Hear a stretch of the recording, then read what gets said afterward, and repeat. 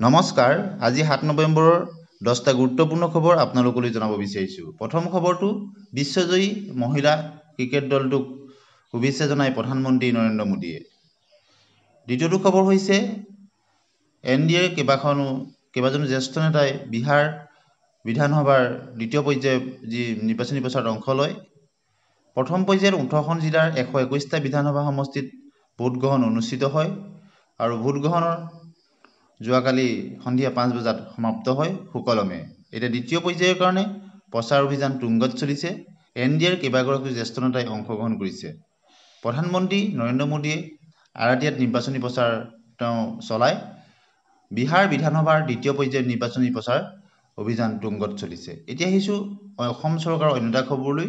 ৰাজ্যিক কনকলতা ৰাজ্যিক বিশ্ববিদ্যালয় আৰু এই উদ্দেশ্যেৰে অমৃত কলহ যাত্ৰা শুভাৰম্ভণি কৰে ৰাজ্যৰ সন্মানীয় মুখ্যমন্ত্ৰী হিমন্ত বিশ্ব শৰ্মা ডাঙৰীয়াই। শ্ৰীমন্ত শংকৰদেৱ কলাক্ষেত্ৰৰ পৰা গহপুৰলৈ অমৃত কলহ যাত্ৰা অনুষ্ঠিত কৰা হয়। আপোনালোকে স্ক্ৰীণত নিশ্চয় দেখিছে। শ্ৰীমন্ত শংকৰদেৱ কলাক্ষেত্ৰৰ পৰা গহপুৰলৈ অমৃত কলহ যাত্ৰাৰ শুভাৰম্ভ কৰে ৰাজ্যৰ সন্মানীয় মুখ্যমন্ত্ৰী হিমন্ত বিশ্ব শৰ্মা ডাঙৰীয়াই। আৰু ইয়াত কেইবাজনো কেবিনেট মন্ত্ৰীও অংশগ্ৰহণ কৰে এই অমৃত কলহ যাত্ৰাত। আপোনালোকে স্ক্ৰীণত নিশ্চয় দেখিছে। 8 নৱেম্বৰত বিশ্ববিদ্যালয়ৰ ভূমি পূজন কৰিব কেন্দ্ৰীয় বিত্তমন্ত্ৰী নিৰ্মলা সীতাৰমণে। গতিকে নিৰ্মলা সীতাৰমণ ডাঙৰীয়া আহিব ভূমি পূজনৰ কাৰণে। শ্ৰীমন্ত শংকৰদেৱ কলাক্ষেত্ৰত এই অমৃত কলহ যাত্ৰা হয়। দ্বিতীয়টো খবৰলৈ আহিছোঁ। অসমলৈ আহিব প্ৰধানমন্ত্ৰী নৰেন্দ্ৰ মোদী। ডিচেম্বৰ মাহত অসমলৈ আহিব নৰেন্দ্ৰ মোদী। গুৱাহাটী বিমানবন্দৰৰ নতুন টাৰ্মিনেল উদ্বোধন কৰিব প্ৰধানমন্ত্ৰীয়ে। নামৰূপৰ 12 লাখ মেট্ৰিক টনৰ এমনিয়া ইউৰিয়া কাৰখানাও কৰিব মুকলি। অসমলৈ আহিব প্ৰধানমন্ত্ৰী মোদী। তেওঁ কেইবাটাও অনুষ্ঠানত অংশগ্ৰহণ কৰিব। নামৰূপৰ 12 লাখ মেট্ৰিক টনৰ এমনিয়া ইউৰিয়া কাৰখানা তেওঁ তাত উদ্বোধন কৰিব। আৰু ডিচেম্বৰ মাহৰ শেষৰ ফালে কেইবাটাও কাৰ্যসূচীৰে অসমলৈ আহিব কেন্দ্ৰীয় মন্ত্ৰী অমিত শ্বাহ ডাঙৰীয়া। গতিকে ডিচেম্বৰৰ শেষৰ ফালে অমিত শ্বাহ ডাঙৰীয়া আহিব। 9 ডিচেম্বৰত বায়ুসেনাৰ বিমান প্ৰদৰ্শনীত অংশ ল'ব কেন্দ্ৰীয় মন্ত্ৰী ৰাজনাথ সিং ডাঙৰীয়াই। ডিচেম্বৰ মাহত অসমলৈ আহিব প্ৰধানমন্ত্ৰী নৰেন্দ্ৰ মোদী। লগতে অমিত শ্বাহ আৰু ৰাজনাথ সিং ডাঙৰীয়াও কেইবাটাও কাৰ্যসূচীত তেওঁ অংশগ্ৰহণ কৰিব। আৰু ডিচেম্বৰ মাহৰ শেষৰ ফালে কেইবাটাও কাৰ্যসূচীৰে অসমলৈ আহিব অমিত শ্বাহ। 9 ডিচেম্বৰত বায়ুসেনাৰ বিমান প্ৰদৰ্শনীত অংশ ল'ব ৰাজনাথ সিং ডাঙৰীয়াই। গতিকে ডিচেম্বৰ মাহত কেইবাজনো কেন্দ্ৰীয় মন্ত্ৰীৰ লগতে প্ৰধানমন্ত্ৰীৰ ভ্ৰমণ আছে। অন্য এটা খবৰলৈ অসমতো বন্দে মাতৰম ৰচনাৰ 150 বছৰীয়া জয়ন্তীৰ যি প্ৰস্তুতি সিদ্ধান্ত লোৱা হৈছে। আৰু আপোনালোকে দেখিছে প্ৰধান বৰুৱা ডাঙৰীয়া সাংসদ তেওঁ সংবাদমেলৰ যোগেদি এই কথা জনাইছে। দেশপ্ৰেমৰ ভাৱ সজীৱ কৰাৰ উদ্দেশ্যে এই কাৰ্যসূচী হাতত লোৱা হৈছে। 6টা ঠাইত 5 সহস্ৰাধিক লোকে বন্দে মাতৰম গীতটো পৰিৱেশন কৰিব। অন্য এটা খবৰলৈ আহিছোঁ। মুখ্য তথ্য আয়ুক্তৰ পদত্যাগ। ৰাজ্যৰ মুখ্য তথ্য আয়ুক্ত ভাস্কৰজ্যোতি মহন্তৰ পদত্যাগ। বুধবাৰে মহন্তই ৰাজ্যপাললৈ পদত্যাগ পত্ৰ প্ৰেৰণ কৰে। এতিয়া আহিছোঁ অন্য এটা খবৰলৈ। কোকৰাঝাৰত চৰ্দাৰ বল্লভভাই পেটেলৰ জয়ন্তী উপলক্ষে একতা যাত্ৰা। কোকৰাঝাৰত এই একতা যাত্ৰা বা ইউনিটি মাৰ্চ অনুষ্ঠিত কৰা হয়। কোকৰাঝাৰত চৰ্দাৰ বল্লভভাই পেটেলৰ জয়ন্তী উপলক্ষে একতা যাত্ৰা অনুষ্ঠিত কৰা হয়। আৰু মন্ত্ৰী উৰ্খাও গৌৰা ব্ৰহ্মই ফ্লেগ অফ কৰে এই যাত্ৰাৰ। অনুষ্ঠানত কোকৰাঝাৰৰ বিধায়ক লৰেন্স ইছলাৰীও অংশগ্ৰহণ কৰে। গতিকে আজি আমি শেষৰটি খবৰলৈ আহিছোঁ, য'ত যোৱাকালি মুখ্যমন্ত্ৰী হিমন্ত বিশ্ব শৰ্মা ডাঙৰীয়াই তেওঁ সামাজিক মাধ্যম যোগে নিযুক্তি সম্পৰ্কত কেইবাটাও গুৰুত্বপূৰ্ণ ঘোষণা কৰিছে, য'ত LP, UP, GT, PGTৰ নিযুক্তিৰ লগতে অসম পুলিচৰ নিযুক্তি আৰু স্বাস্থ্য বিভাগৰ নিযুক্তিকে আদি কৰি বহুকেইটা গুৰুত্বপূৰ্ণ ঘোষণা কৰিছে। আপোনালোকে এবাৰ শুনি লওক। এতিয়া মই নিয়োগলৈকে আহোঁ। যুৱক যুৱতীসকলে অপেক্ষা কৰি আছে। মই এটাকৈ কৈ যাম।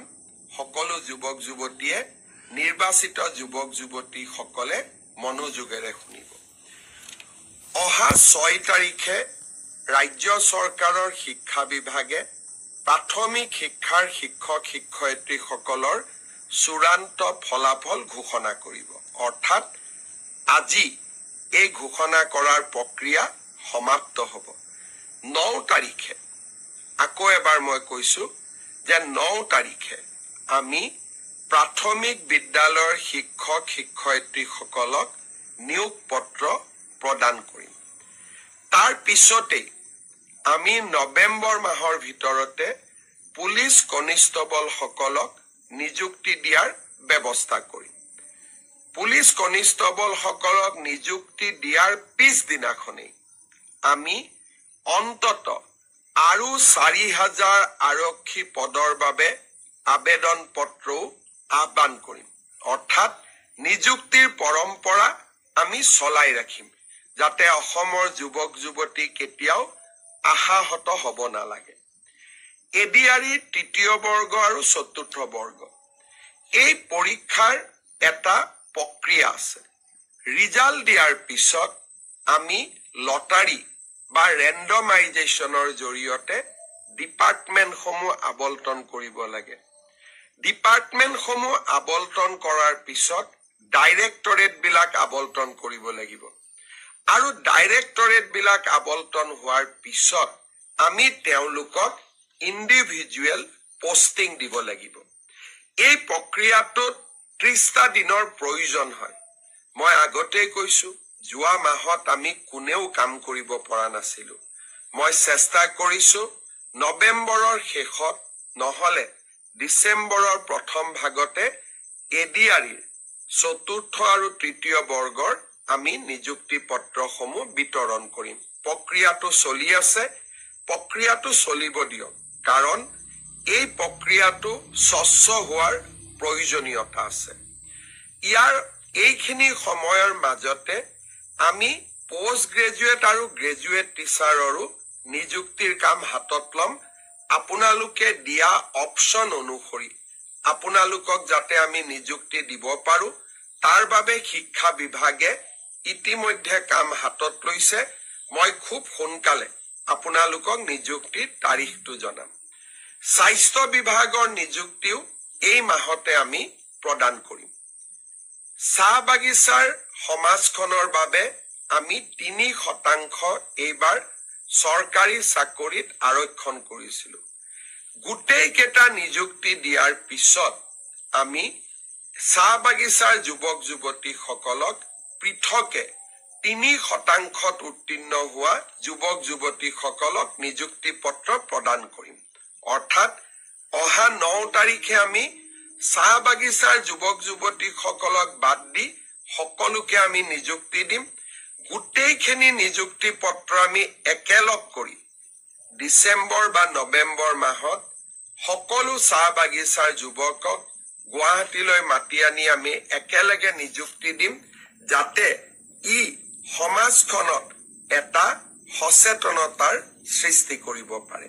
অৰ্থাৎ মই উত্তীৰ্ণ হোৱা যুৱক যুৱতীসকলক অনুৰোধ কৰিম যে আমি নৱেম্বৰ মাহ আৰু ডিচেম্বৰ মাহৰ প্ৰথম ভাগতে আমি নিযুক্তিৰ প্ৰক্ৰিয়া সম্পূৰ্ণ কৰিম। আপোনালোকে আমাক নিশ্চিতভাৱে সহযোগ কৰি যাব।